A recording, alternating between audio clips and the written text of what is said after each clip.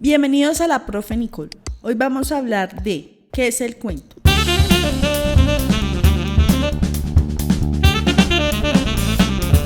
La palabra cuento proviene del término latín computus, que significa cuenta. Hace referencia a una narración breve de hechos imaginarios. También podemos decir que un cuento es un relato o una narración breve de carácter ficticio o real, con un argumento fácil de entender cuyo objetivo es formativo o lúdico. Características del cuento.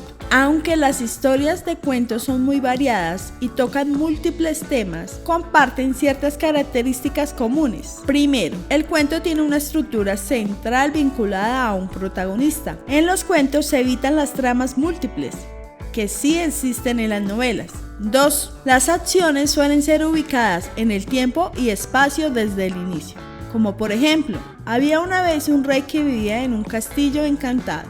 3. Es ficticio. Si bien un cuento puede estar basado en hechos reales, su narrativa apunta a lo fantástico. 4. Cada acción desencadena una consecuencia. 5. Los personajes principales deben resolver problemas o superar pruebas difíciles para poder lograr su objetivo. 6. Existe uno o varios personajes claves que son esenciales para que el protagonista pueda superar las pruebas. El hada que ayuda a la princesa, el animal que indica el camino a seguir, entre otros. 7. Deben ser breves. 8. Deberían ser leídos de principio a fin con una estructura única. Al ser narraciones breves y con una estructura básica, si se leen por fragmentos se pierde el efecto de la historia que debería generar. Ahora vamos a hablar de partes de un cuento. El cuento, como historia o narración, comprende una serie de acciones con uno o varios personajes dentro de un contexto histórico y físico, en ocasiones sin especificar. De una forma genérica, se ha establecido una estructura común de 3 partes: comienzo, nudo y desenlace. Vamos a comenzar hablando de comienzo.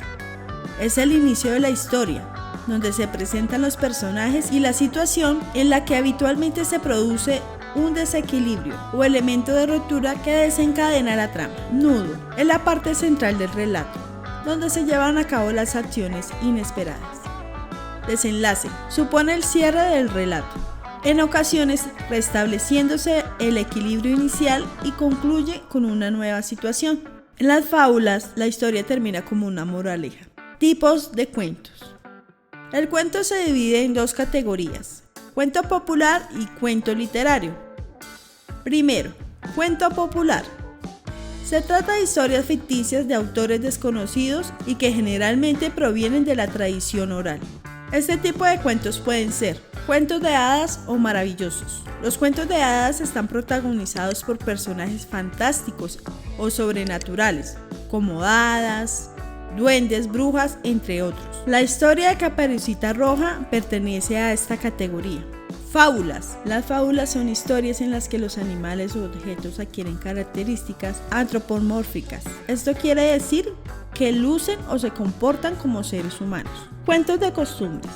Se trata de cuentos cuyo objetivo es bien reflejar a las sociedades agrarias o feudales. En este tipo de historias son comunes las doncellas, los príncipes, el rey y los campesinos, entre otros. Un ejemplo de cuentos de costumbres son las historias de Garbancito, un personaje de la tradición oral española, hijo de uno de los campesinos y cuya principal característica es que es tan pequeño como un garbanzo. Los cuentos de la Cenicienta y la Bella Durmiente, recopiladas por los hermanos Grimm, son quizás los ejemplos más populares de los cuentos de costumbres. Cuento literario es una historia ficticia que, a diferencia del cuento popular, cuyo origen y difusión se basa en la tradición oral, ha sido creada directamente en formato escrito y en la mayoría de los casos tiene un autor conocido. Los cuentos para niños. Los cuentos para niños no son en sí mismos un tipo de cuento, ya que pueden ser cuentos populares o literarios. Sin embargo, tienen una gran relevancia en el proceso de aprendizaje, ya que estimulan la imaginación con el uso de imágenes y suelen dejar un mensaje ejemplar. Gracias por quedarse hasta el final del video. Recuerden suscribirse al canal y activar la campanita de notificaciones. Hasta la próxima.